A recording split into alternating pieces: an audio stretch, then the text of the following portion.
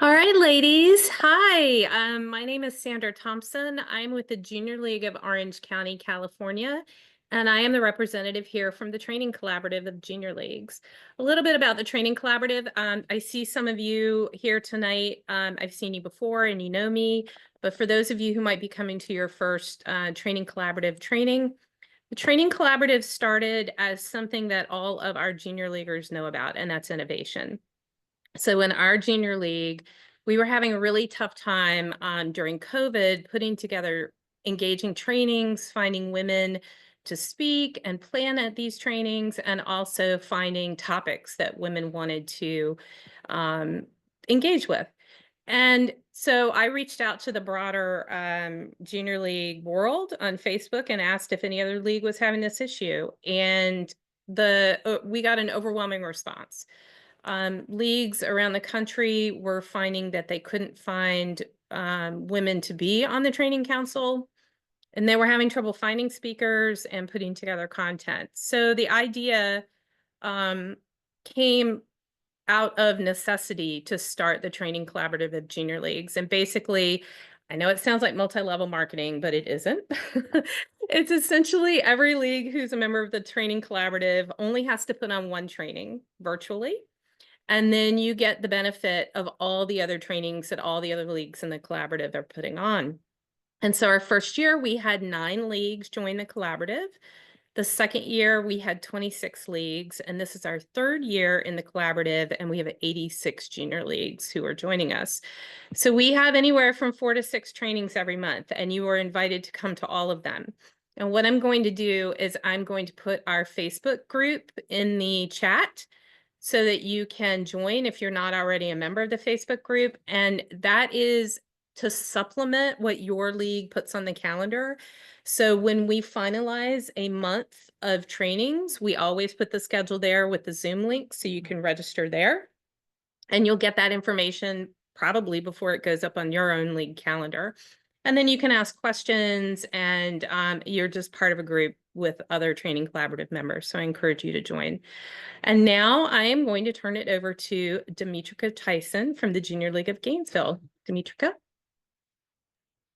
Hello, everyone, and welcome on this fine Tuesday. I hope you're ready. I got my little sticky notes because whenever Lindsay speaks, I am always taking lots of notes. I'm going to take a couple minutes and introduce her. I hope everyone is good and everyone's getting prepared for Christmas or not prepared for Christmas because I know I'm not prepared for Christmas. So, Lindsay is a full focus certified pro. She's dedicated to helping busy professionals design a life they love through intentional goal setting and productivity strategies. With her certification in Michael Hyatt's full focus system, Lindsay empowers individuals to achieve their most ambitious goals while maintaining a healthy work-life balance. I know we all need a little bit of that. As the founder and host of the Marketers Take Flight podcast, Lindsay shares actionable insights on personal growth, productivity, and leadership. Her expertise extends to her sought-after courses such as the Proposal Pro and Content Marketing Clarity, where she teaches professionals how to elevate their performance. Lindsay is also an active member of the Junior League of Gainesville, and that's kind of an understatement because she actually serves 2 very important roles. She's the secretary on our board, and she's also EVP elect. We did not have to twist her arm. She agreed to it. It was her choice. In addition to her volunteer work, she's an engaging speaker who has inspired audiences nationwide with her message of growth and transformation. And outside of all of those other things she does enjoy time with her husband, her 2 children, and she has a really cute Labradoodle.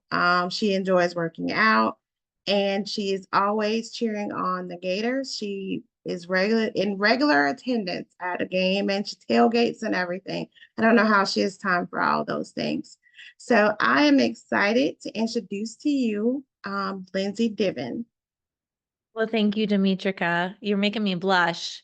It's not like the real blush. It's me blushing. So, but thank you. I'm so honored to be here and with all these great women across the country. So thank you for taking a little bit of time out of an evening. I know, and maybe late afternoon for some of those on the West Coast. We're in Gainesville, Florida, so we're East Coast. It's post dinner for me. So hopefully I can get through this with enough energy for you ladies. Before we get started, I just wanted to make sure we are going to be doing some activities today. So make sure you have something to write with. Pen, paper, a Word document, something that you can jot down some of the exercises today. So what we're going to go through is I've organized today's workshop into, first we're going to go through an introduction. And then before we get to goals, we have to tackle the mindset. And you have to start with your mind. And this is your limiting beliefs and turning those into liberating truths. So I'm going to go through that and show you some steps on how to do that. And then get clarity and motivation and what I mean by that. And then we talk about goals, this using the SMARTer framework. Some of you might be familiar with the SMART framework. We use those in business a lot, but we have this SMARTer framework that really just excites and energizes you to unlock your best self. And then I'm going to talk a little bit about the discomfort zone because, spoiler alert, that's where all the good stuff happens. And then I'm going to end today by turning what you're doing today into action so you can truly unlock your best self. It's not if anybody's seen any of my presentations, I just don't just teach. You actually put stuff into action. You're actually going to be doing things today. And then we're going to do Q&A. There will be some time throughout each of the parts of the agenda where I'm going to ask you questions and I want some interaction back. I can't really see everybody, so we're going to use the chat a lot. So please participate.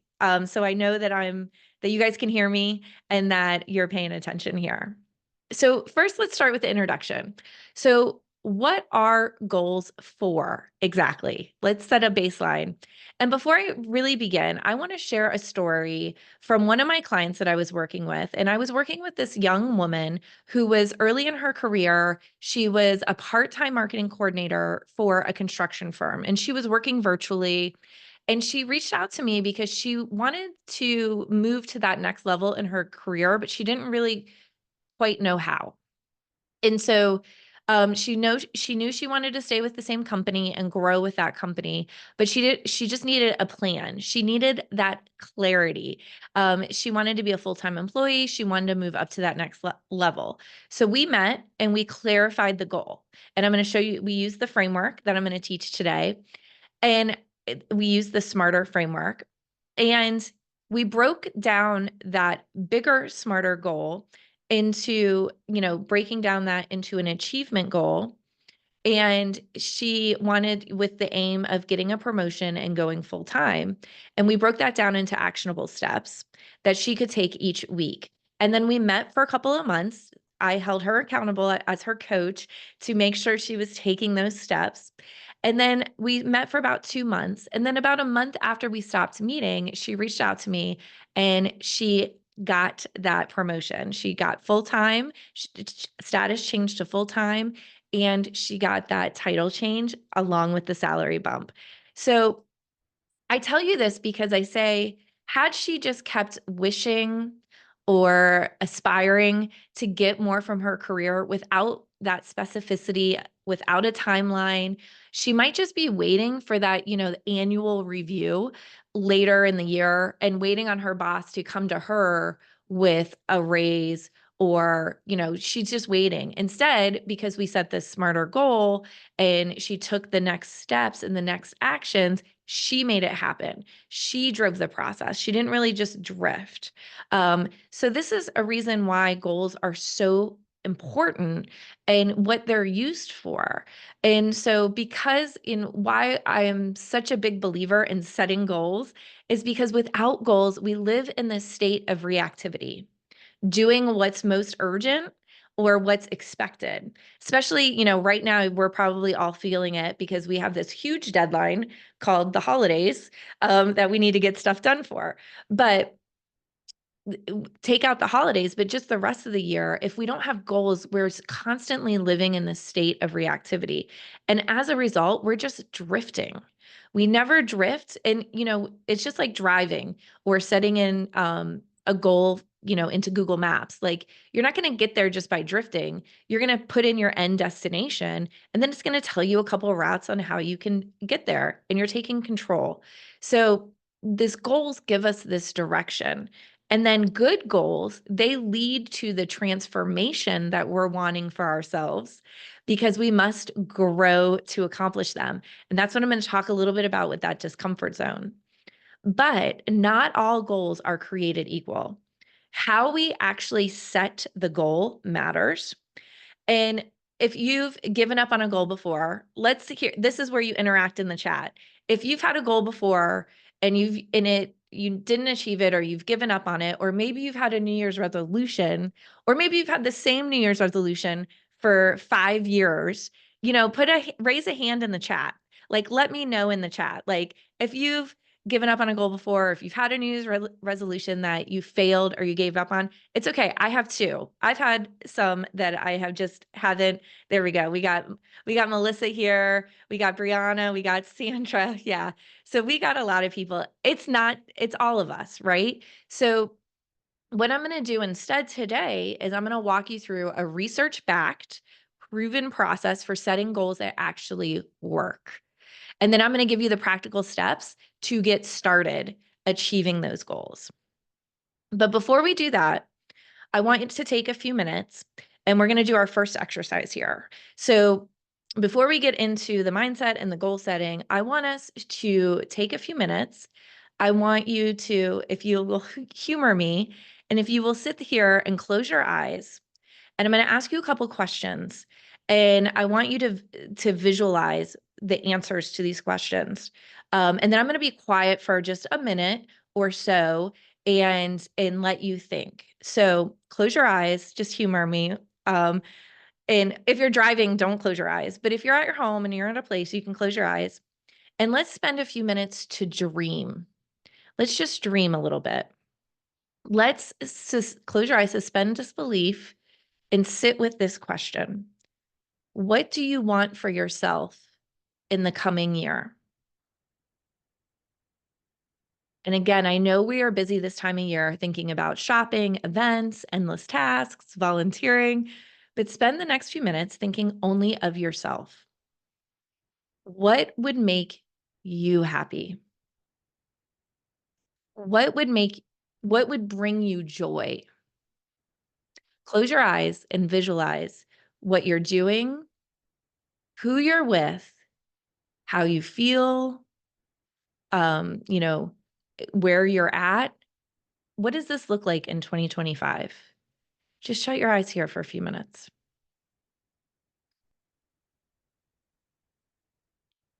And as you're visualizing this, consider the different, what we call the life domains: your mind, your body, your spirit, your love and relationships, your family, your community, money, work, heck, even hobbies. Spend a few minutes here and just visualize what that looks like.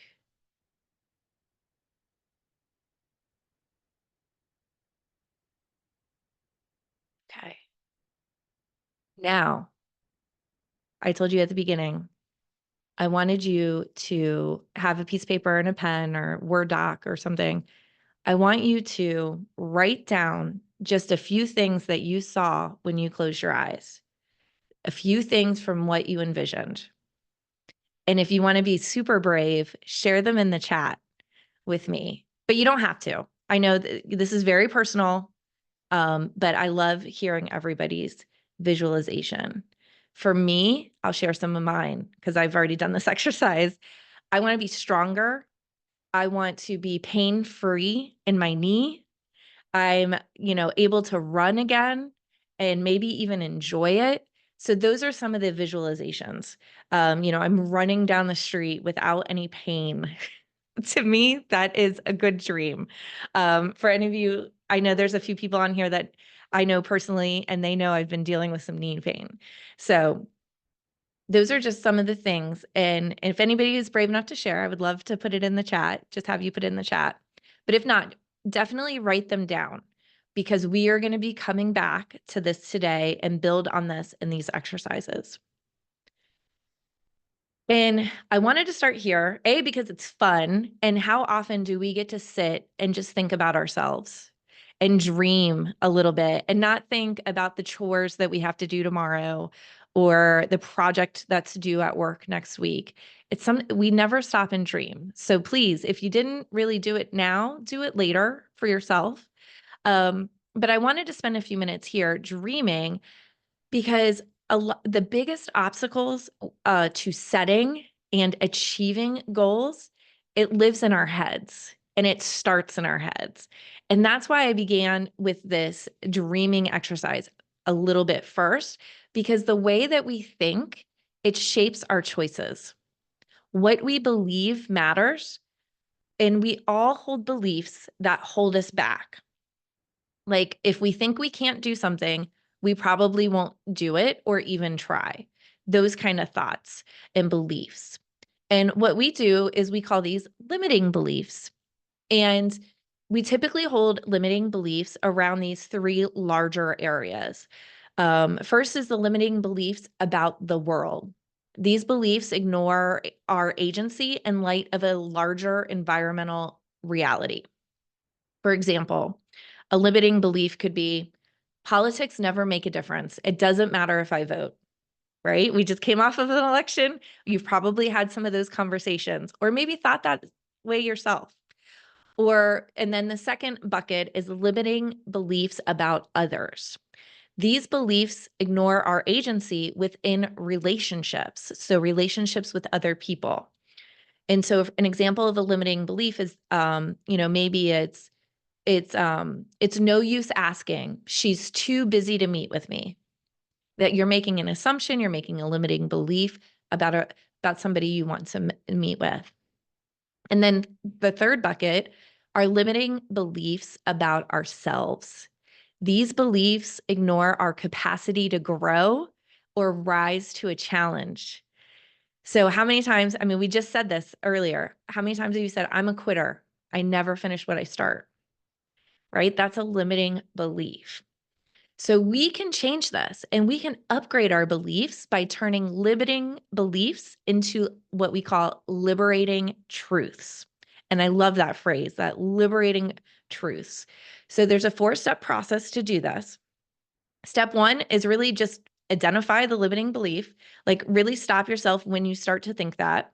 So some clues to identify a limiting belief: look for black and white thinking, personalizing, I can't say this word, catastrophizing, I can never say that, or universalizing. So words like always, never, it's either this or that, or it's never going to happen, or we can never do that, or, my first thing is like, well, we've always done it this way.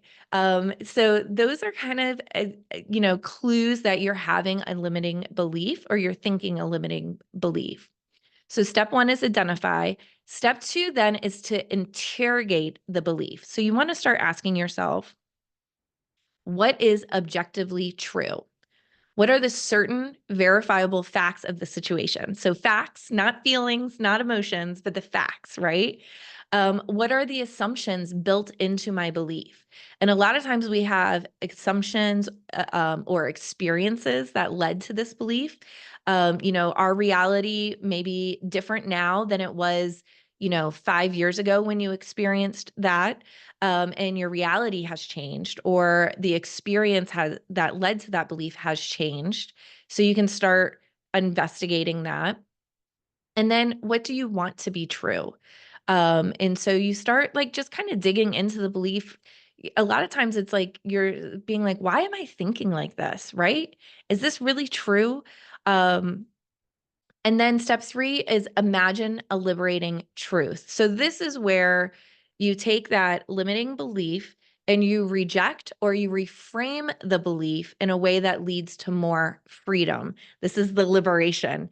And so let me give you a few examples to give you some ideas of what I mean. So a limiting belief could be, I'm too young for that job opportunity, right?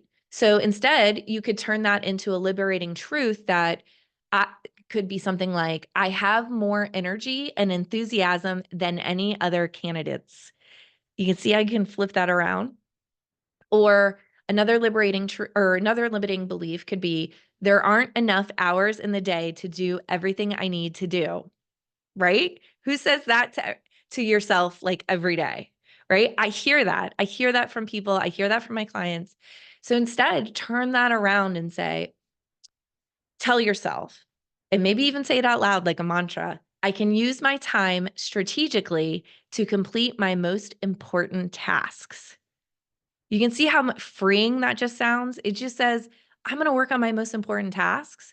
But you need to identify those. That's the harder thing. But just changing that mindset a little bit, some of the stress goes away. At least for me, it does. And then this last example, we might hear this a lot, especially in volunteer organizations. We don't trust each other anymore, or maybe some relationships.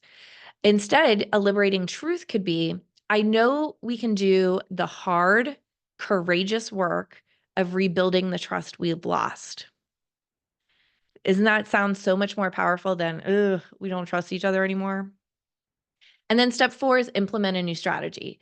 So after you've identified the liberating truth, you then want to spell out the next steps or resources or milestones to implement this new belief, right? If you want that new job, because now you know you have more energy and enthusiasm, what's the next steps to go after that job?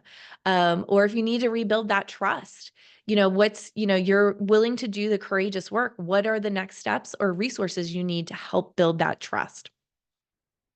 And a lot of times this doesn't happen overnight, right? You're changing the way you think, you're changing the way you frame things in your mind.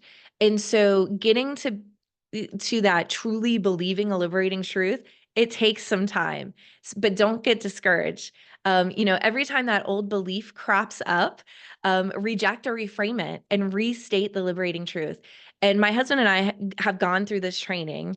And so we kind of joke when, we're doing a new business venture, like we're working on a project together. And I say something like, oh, that marketing strategy never worked, or that'll never work. And he's like, that's a limiting belief. And then we just work through it. We kind of do it in joking, but we call each other out on it. So when you do this training with your spouse or your committee at junior league or anywhere else, you can kind of start holding people accountable to that, in a nice way. Like we do it kind of jokingly, but kind of true. So I want to know from you now in the chat, did any of these limiting beliefs give you did they resonate with you? Did you identify with any of these limiting beliefs? Or, so tell me if any of those resonated with you, or from your visualization or from your dreaming exercise, what was the first thing you thought of? Did you think of, well, that's never going to be possible, or I can't do that? And let me know just in the chat if any of this is like resonating with that. So Lillian says, I don't know how to do that yet. That's great. I love that liberating truth. Or I have the drive and determination to learn how to do that. We get a lot of people, yes, not enough hours in the day. Yeah, that's what I work with a lot of people. I'm working on saying I don't have enough time. Not enough. I knew that one would resonate with everybody. So I'm like, oh yeah. We got a bunch of busy women on the webinar. So oh yes, April, one dream I didn't even write down because of my limiting belief. Oh man, so turn that around into that liberating truth. Because that'll really help you when we do get the goals setting. I wrote it later in the exercise though. Oh, great. I love it. Okay. So see how powerful it is just to change the way you think, right? And change the way, and just a lot of times just identifying that it is a limiting belief, and pausing really could be powerful. Okay, so I want to keep us moving, to keep this momentum going. So let's start looking at what it takes to make a good goal. Good goals are both clear and motivating. So you want to think of clarity as the head part of your goal. You need to understand it, the goal, what you're writing. Clarity creates focus. And this is the one reason why writing down goals, like physically writing them down, I write down all my goals in pen and paper, is so important. It makes it so concrete. Just thinking about it in your head, or, there's apps and there's vision boards, but really writing it down in words really brings that clarity and that the head part of the goal. And then you want to think of motivating, or the motivation, as the heart part of the goal. It needs to draw you onward. One common danger that I see, and I'm guilty of it myself, I have to check myself, is setting goals that society or Instagram or other people think we should. And these goals don't work because they're not in our heart. And, in fact, sometimes they actually hurt us because they're distracting us from the stuff we really want to do. So we achieve both this clarity and this motivation through the SMARTER framework. And again, the SMARTER framework is a research-backed iteration of the old SMART framework that was developed like in the 80s for business. And it has a few upgrades. And it really hits 7 elements. And a good goal hits all 7 of these elements. So I'm going to go through these a little fast, but I'll give you the slides, and I'm sure they're going to share this recording. But first is specific. So the S is specific. So you want to eliminate the vagueness. Now, when I had you do your dreaming exercise, you probably were pretty vague, A, because I only gave you like a couple of minutes, and B, you didn't know about the SMARTER goal yet, the SMARTER framework. So the specificity eliminates the vagueness. And the more specific the goal can be, it enables us to see that future, to envision that future we desire in our dreaming and our mind's eye. So let me give you a couple of examples. And I'm sure some of you have had some of these goals. Make more money, right? That's kind of vague. Like, how much more money? When do I want to make the money? How am I going to make the money? So you can make it more specific by, say, make $30,000 more than last year. Another goal, lose weight. This has been one of my failed New Year's resolutions, probably for a couple of years. But lose weight, it's very vague. It's not specific. So instead, maybe turn that into maybe fit into a size 10. Very specific. And then this one I hear a lot too is like, I want to become a leader. Okay, what does that mean? Right? So maybe instead you say, well, I want to run for EVP for my junior league chapter, or president for my junior league chapter. We're taking applications, right, Demetra? We're always taking. Next is the M is measurable. So they need to have clear metrics attached to the goal. And that's how we know when you've achieved the goal. And better yet, it allows you to track your progress along the way. So you can check in with yourself. And as humans, when we see progress, we keep going. And so some examples of measurable goals. So exercise more, right? Okay. Well, maybe instead you want to measure it to be like walk 10,000 steps a day, or walk 10,000 steps, Monday through Friday, something like that. Again, make more money. Okay. How are you going to measure that? And so you might want to say instead, increase your household income by 15%. You can measure it. Either you increased it by 15% or you didn't. And then last example, I'm going to give you guys a junior league example because I feel like junior league committees and chapter and leagues should make some SMARTER goals. So a measurable or an unmeasurable goal could be like, let's increase fundraising this year. Okay. By how much, right? So maybe we say raise 20% more this year than last year over year. So that is measurable. Next is actionable. And so you want your goal, when you write it out, to start with a strong verb. So not the be or have or become, verbs. But you want to try action verbs like complete, run, create, save. So some examples of this, instead of saying be more outgoing, what does that mean, right? So instead, rewrite it to say attend one social gathering each week. That would force you to become more outgoing, especially if you don't like going to social gatherings. Or it could be one volunteering gathering each week. Instead of saying be more consistent with my committee, you can say schedule at least one monthly committee meeting and members essential. So that action verb is schedule. And you want to start your goal with that because that tells you what you need to do for your goal. So that's A, actionable. And then R is one of my favorites. It's risky. Risky, you know, I know human nature also, you want to set realistic goals, like quote unquote realistic goals. And they really don't work because they don't motivate us. To work, they need to be risky. When our goals like unsettle us a little bit, when they stretch our limits, they engage that heart again. And that heart goes back to motivation. So they need to be risky enough that we must grow to achieve the goal. And we'll talk a little bit more about risk when I talk a little bit about your discomfort zone. But let me give you some examples of how to make some goals more risky. And so one example could say, okay, I know I want to save more money. So let me say I want to save 2% of my income. Okay.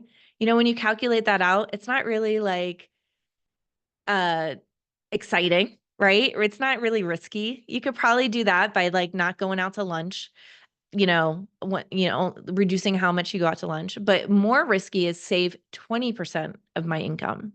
That's a lot. And so that could be a little risky.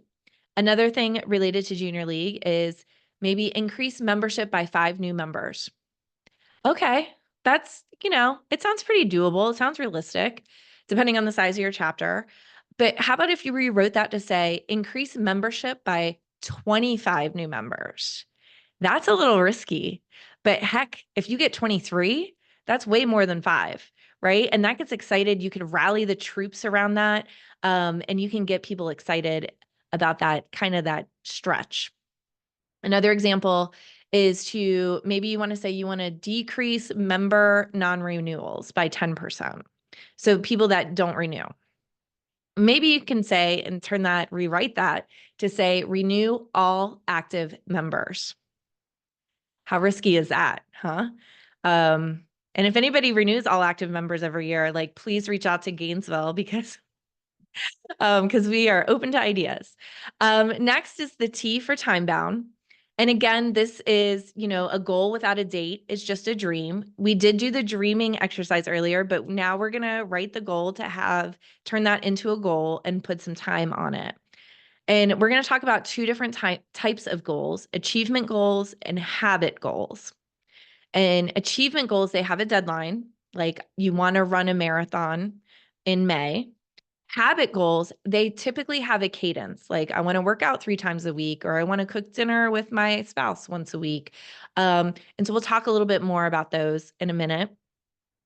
So an example of a time-bound goal is we have a big event, Miracle on Main Street. We just had it this Saturday. And a goal for that committee could be raise funds for our Miracle on Main Street event. Now, there's no time with that. Like, when do we want to do that? So we need to rewrite that to say, raise all funds needed for moms by October 1st. So that puts some deadline. The time bound also puts some urgency around it, right? Human nature, we work to a deadline. So you have to, for your own goals, you have to put your own time around it and bound the time so you work towards it. And then the E is exciting. So this is my second favorite part of the framework, the risky and the exciting, because I feel like they kind of work together. And exciting, good goals are motivated again by that intrinsic motivation that is in your heart. And the only way when it starts to get hard and you have all these other things distracting you, but you know you need to work on your goal, it's that intrinsic, that heart motivation that's going to keep you going and keep you focused. And to do this, they need to be exciting enough to have that motivation. And again, those should goals, they don't work in the long haul because that's not in you. That's somebody else telling you from here. So I always tell people, stop shoulding your goals because they're not going to work. They're going to fail. You're going to give up on them. So, maybe you have a goal, like because somebody on Instagram told you that you need to meal prep every Sunday. Yeah, I hate meal prepping, right? So maybe you rewrite that goal into something a little bit more exciting that says, cook through every recipe in my new cookbook. I just got a new cookbook. I'm excited to cook through the recipes. I could probably do that. Or cook through every recipe or cook 3 new recipes a week, something like that. That sounds way more exciting than meal prepping. Now, of course, I have to meal prep to do, to get the recipes and the groceries, but that's not the goal. Another goal you might have for your league is organize and execute a major fundraising event. Okay, that sounds like a chore. That sounds like a project. That does not sound exciting. So maybe just rewrite it to say, organize the fundraising event of the Gainesville area attended by 100 plus people. That sounds way more exciting. And I feel like you're going to get people to help you in that committee if that's the goal. You could even like put a dollar amount on that too to make it measurable and actionable and, time bound. Again, another goal I see a lot is run 3 times per week. I do not like running. I don't like that doesn't motivate me. I know I should do it. Again, the should, but that doesn't excite me for my goal. So instead, maybe I rewrite the goal to say finish the Disney Princess Half Marathon. Now that's way more exciting that I can envision when it's 5:30 in the morning and I don't want to get up and run. I can envision me with the princesses at Disney or that medal, and that will get me going. So it's a little bit more exciting than that. So again, how you write your goals really matters. And then lastly is relevant. So you want to keep your goals relevant to prevent overwhelm. Specifically, your goals need to be relevant to your life stage or the season of life you're in right now, your values, like your own personal values or your family values, and then other goals that you're writing. So let me give you a couple of examples. So let's say one of your goals is to pay down 50% of your student loans this year. And that's a great goal. It's very like risky and time bound and specific and measurable. However, if you then have another goal to save $25,000 for a down payment on a home, and then you have another goal that says you want to travel to Europe for a 14-day vacation, you might run into some issues. I mean, unless you like just have an insane income, that's a lot of money. And so they might be conflicting with each other. So, and so they might be working against each other. So that's what I mean by relevant. Another example is your season in life. If you have young kids at home and you're working full time, your season of life is going to look a lot different than an empty nester or that whose kids just went to college, or if you have no kids, like your goals are going to be, different, and that's okay. But you have to recognize like some of the goals I'm doing now, I couldn't do 5 years ago, 10 years ago, because I was in a different season of life. I have one child in college. I have one child in high school. And a lot of the stuff I'm doing now, people are like, how can you do all this? Well, my kids are older. Like one's out of the house. So I don't need a lot of hand holding parenting. I'm not doing baths. I'm not doing dinners. I'm not, and I work from home. So I don't have a commute. So I have a lot of extra time that, I didn't have, even 5 years ago. So you need to set goals that are relevant to your current circumstances and your interests. And so another example is, so if you do have littles at home, you might not be able to volunteer as much out of your home, but maybe you can volunteer to make like phone calls or reach out for donations or sponsorships of events or do calls or other stuff from your home. And you can do that this year or the next 2 or 3 years for junior league until your kids get a little older and they're in school or something, and then you have more time. So you just have to think about it's okay. Your season of life is going to change and your goals are going to change. That's why I like doing annual goal setting, because every year looks different. And it's very exciting to start the new year and dream a little bit and then turn some of those into goals based on your season of life. One of the most common mistakes, though, is setting too many goals. We recommend, as part of the full focus system, I've been trained that we should have 5 to 7 annual goals. And that's for everything. That's your career, your health, your personal, your family, your relationships. That covers all those domains. 5 to 7 goals each year. And then what I do is I break them down each quarter. And each quarter I focus on 2 to 3 goals. And again, it depends if they're achievement or habit, which I'm going to talk about next, of, which quarter I focus on those.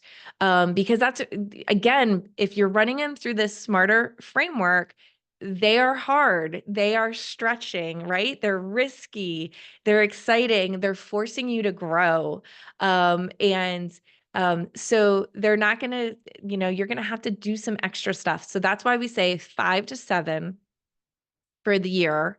And then each quarter you look at those 5 to 7 goals and you focus on 2 to 3, and some might span multiple quarters. Like if your goal is to save, 20% of your income, well, that's going to be a full year. And then you can break that down by quarter, of how much you need to save each quarter and track that.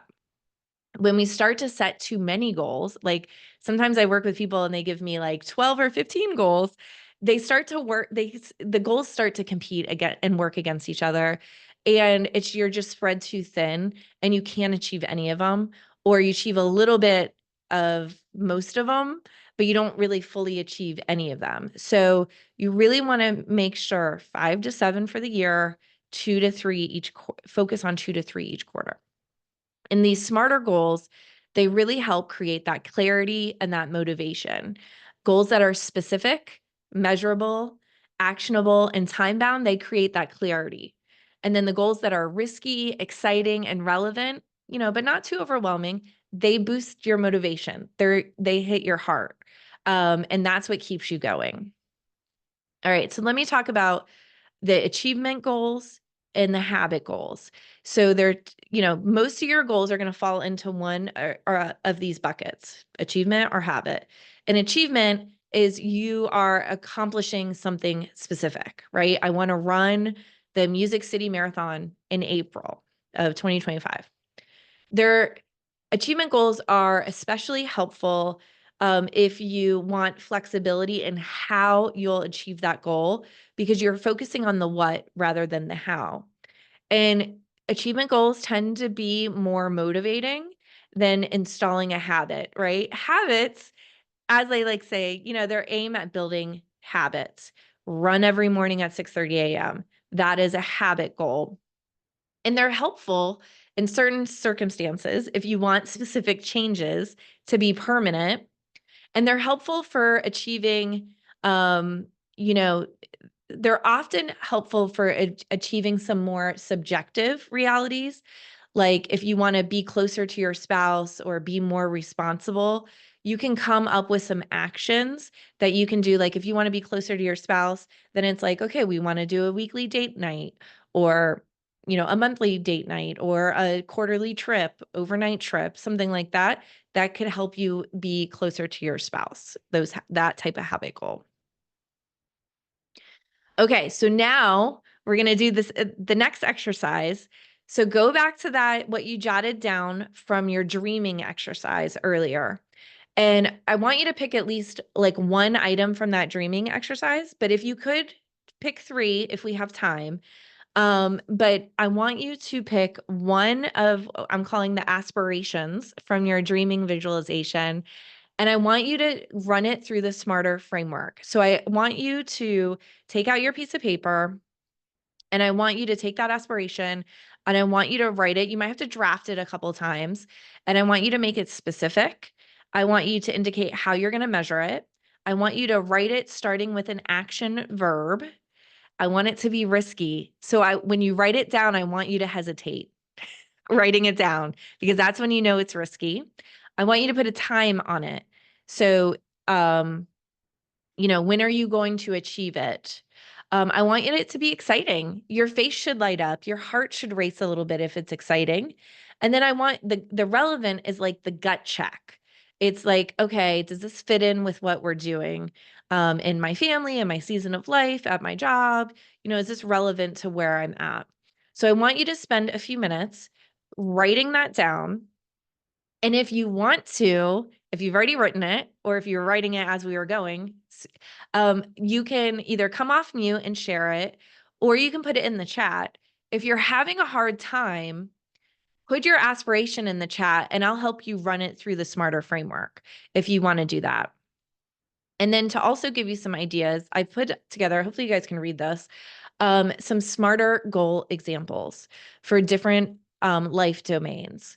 So some goal, like a habit goal, read two books per month, beginning in January.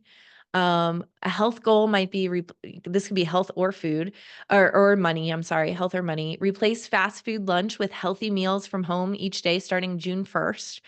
The third bullet could be about your relationship with your partner or your spouse. Pick 3 errands or tasks my spouse regularly does, but doesn't enjoy doing. Do one each week for him or her beginning April 1st. So for me, if my spouse did laundry like a lot, because I hate laundry, I feel like that would be, help with our relationship. If you're having, if some of your aspirations are to have better relationships with your kids or cook meals, or get them helping in the house, you can have your kids brainstorm, I don't know, X amount of meals, cook at least one each weekend beginning in February. So you can really get the last couple of bullets are really related to volunteer and career and junior league. How are we doing on time? Okay, we're doing great on time. So spend a few minutes here. If you are stuck, feel free to come off mute and you can either talk to me or you can put it in the chat, like what one of your aspirations was from your dreaming exercise.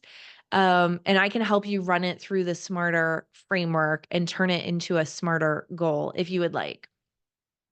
So just let me know, but I do want you to spend a few minutes. We're all about taking action on these presentations. So I want you to spend a few minutes and write it out. And if you have one written out, please share it. And while I'm waiting, I'm going to take a drink of water here.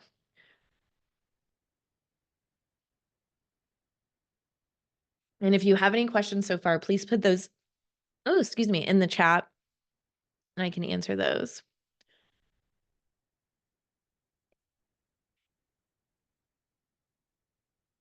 Okay. Let's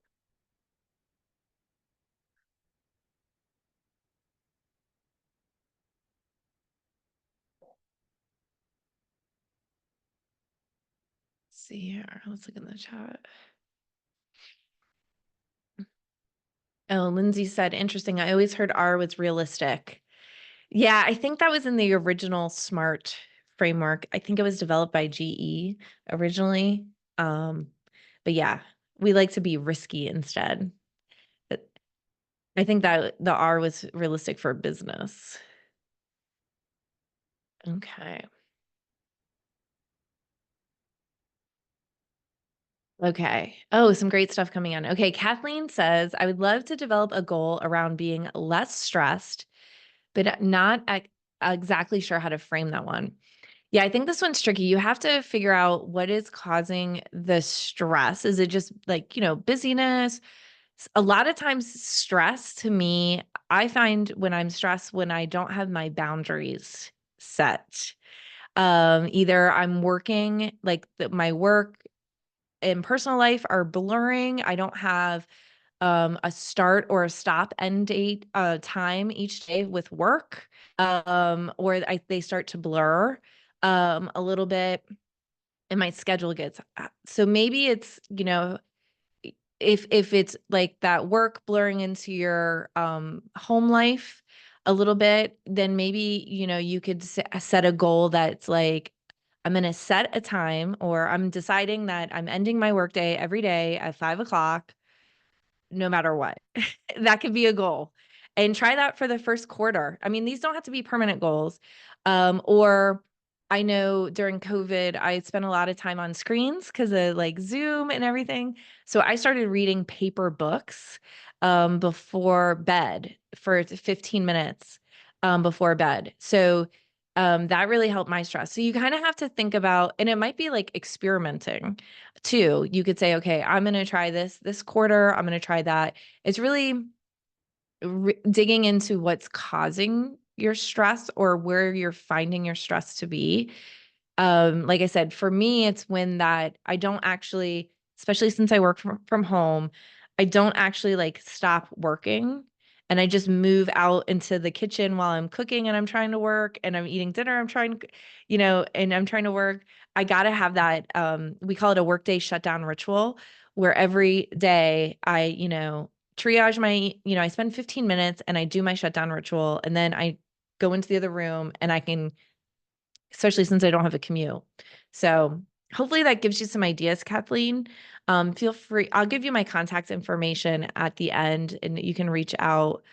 Um, do you have any suggestions of places to go for goal ideas if you're feeling particularly stagnant? I'm going to give you some resources at the end. But the Full Focus website, which I'll link to at the end, um, they host a goal setting retreat. It's called Your Best Year Ever, and my husband and I go through it every year. And this year they expanded it to 2 days, but it's a guided goal setting. It goes through this, but it's like over 2 days, and you get a ton of examples. But I think there's some on their website as well. I have some. I can. Sandra, I think I'll send you this presentation, and then I have some goal setting. I think I have some worksheets that give examples by life domain. And so for Kathleen, I think there is some for like kind of stress or mindfulness. I think it's under the mind domain. So I'll send you that. Yeah, it's hard. What I've been doing lately, Amy, is using Chat GPT. AI for everything, right? I put in like some ideas. I'm like, I want to use the smarter goal framework. And but and I want to be less stressed. And it might give you some ideas there. Yeah. So ChatGPT, I've used it for some things. It comes out with some pretty wacky things. But it starts the brainstorming. But I have used it for some goals. For especially when I went through the life focus plan, which I'm going to talk about in a little bit. So does anybody have any questions or a smarter goal they would like to share? If you want to put that in the chat or come off mute, either one. If anybody's brave enough to share their smarter goal, or at least their draft, you might have to refine it a little bit when you have more time. Anybody want to share? Okay. Well, if I see some in the chat, I will read them later. I want to keep us moving because we have a Oh, couple I more. said, sorry, I was just slow unmuting. I said have my PhD completed, including defending my dissertation by 2027. Okay. Okay. So that's a long range goal. So I would break that down for what you need to complete in 2025. Okay. So yeah. So whatever courses or research, I don't know. I don't know anything about the PhD dissertation, but break that down into what, to make that goal in 2027, just break it down into 2025. And then instead of saying have completed, say complete my PhD, defend my dissertation. Start with Okay. those action verbs. Cool. Thank you. Yeah. Thanks for coming off mute, my girl Lindsay. So, um, and then here, this is perfect for that. So, how do you know if your goal is risky enough? And you need to be in that, what I call that discomfort zone. I've referenced it a couple of times. And the comfort zone is where we normally live. That's where we live most of our lives. Our comfort zone is where we feel capable, we feel comfortable, and that's good for most of our life, right? We really want to, in our homes, we want to feel comfortable. But when it comes to our goals, the goals need to make us feel uncomfortable. They need to lead us into our discomfort zone. And the signs that you're arriving at your discomfort zone are you have a little bit of fear, you have a little bit of uncertainty, you have a little bit of doubt. Um, and I say a little bit, because you can go too far into the delusional zone. And that's where you can feel panicked, overwhelmed. And usually this happens when you're setting too many goals. And so like going back to Lindsay's goal about the PhD, it might be a little delusional to be like, okay, well, I want to finish it in 2025, like at the end of 2025, because you have to take courses, you have to do research, you have to write your dissertation. Like that's a little delusional, right? So, but is 2027 risky enough? I don't know what the program entails, but usually they have the tracks pretty spelled out. So we had another goal come in from Brianna. Hopefully I pronounced that correctly. Post one blog a week starting in January. And yes, with my life schedule, this is a discomfort zone. Oh, I love it. I love it. Okay. And writing blogs I do that for my day job too. We do one a week. Luckily, we have other contributors, but just coordinating one a week is quite a task. Another goal is to sell our home next year and find a home that is more suitable for our family and lifestyle. Excuse me. This makes me nervous, but also excited. I love that, Alyssa.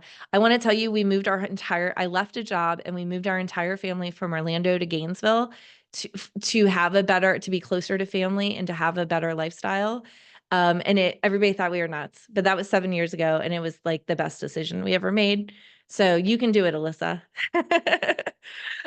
So as you guys write your goals, it's now time to turn it into action, right? Because we can write all we want, but you have to do some things to turn those goals into action. And you want to do this by taking each goal that you write and identify the next 3 steps for each goal. And these should be really easy, small steps. And, like for the selling your home next year, it's like, okay, maybe I need to start talking to some real estate agents, or maybe even find a list of real estate agents or ask some friends for real estate agents. That's small. That's how small it should be. And you'll do 3 steps for those. Going back to the post one blog a week, starting in January, it might just be like, okay, well, what's that first blog going to be about? And when am I going to put time on my calendar? And then the second step might be schedule, block out time on my calendar to write. It's not the writing is not even the second step. It's just block time on my calendar to write. So it's very small steps. And I always like to start with 3 because you can do them quickly and start getting that momentum.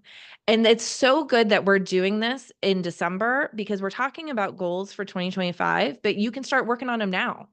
And so you're getting ahead of everybody else.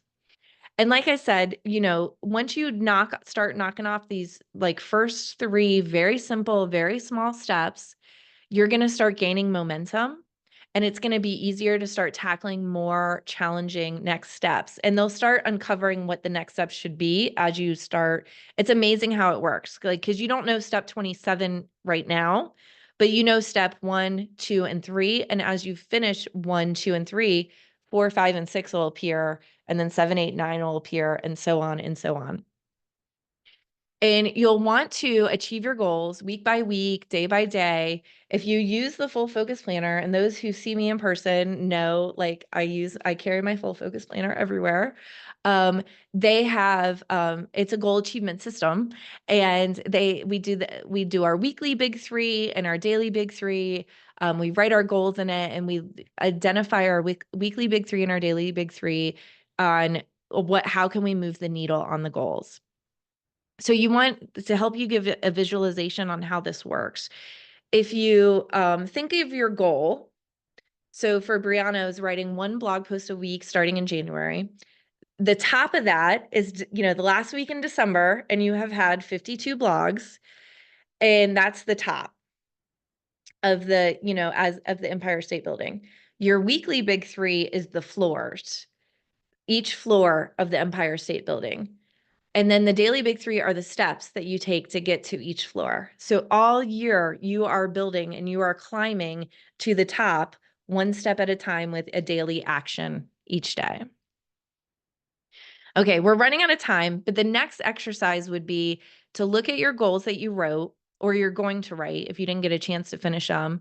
And you want to write out the next 3 steps of your goal. Brianna, I'm exhausted already. Girl, you got this. Just start with those 3 little steps. That's all I want you to start with today. Okay. So I want to be mindful of everybody's time and open it up to some Q&A. But I want to recap of what we covered today. You confronted your limiting beliefs, and you have a process now to turn them into liberating truths. You've gone through the SMARTER framework, which you can use to upgrade any goal that you're working on now. You have hopefully written 1 or more SMARTER goals of your own, and you've identified how to get started on those goals with the next 3 very tiny steps for each goal. So now what's left is for you to just act on those 3 tiny steps that you identified or will after today's call. And I promised I would tell you a little bit about the full focus. Again, I've been a user of the planner and I've gone through all the training. I've been using the planner, well before COVID. And I just live and die by my planner. And there's a QR code up here. Because I'm a certified pro, I'm an affiliate.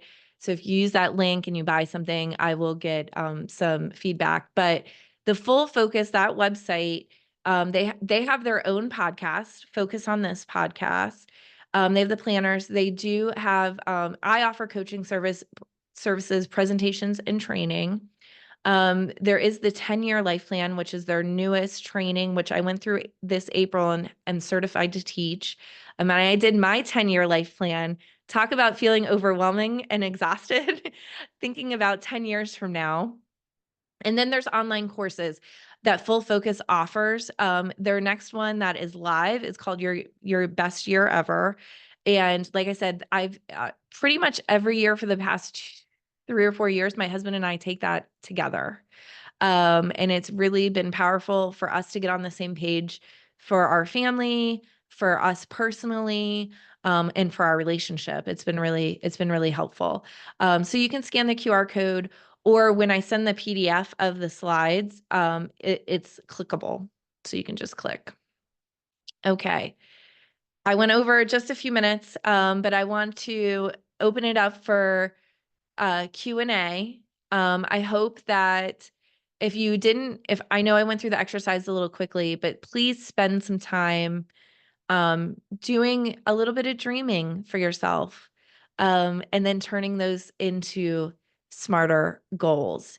And think about, visualize how you want to be or do in 2025. All right. Any questions? You can come off mute or you can just put them in the chat.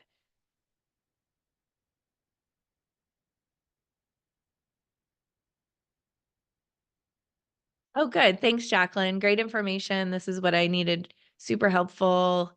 Thanks. Good information. Need to jump on another call. Yeah, that's the story of our life. All right. And I think I'll just give it another minute or so, and just do like a last call for questions. And then if not, we'll just end it. When you said 5 to 7 goals a year, you meant 5 to 7 overall goals, not 5 to 7 per area in your life, right? Correct. Overall, total, 5 to 7 total. Thank you for clarifying that. Yeah, great question. And people always ask me like, well, what about work and what about career? Yeah, that includes all of it. total. So it's not very much, but it really helps you clarify, and that's and prioritize different, and it's gonna be different. Like, so some years you might be focusing on your career, some years you might be focusing on, the relationships with your kids, some years it might be health, some, every year it might be health, hopefully. But yeah, 5 to 7 total, because they should, again, move you out of that comfort zone into that discomfort zone. So they're going to be hard to do, hard to achieve, or hard to implement if they're a habit goal. So I know I always start with a longer list, and then, I usually end up with like 10 or 12, and then I like cut. And I said, okay, I can't focus on this year.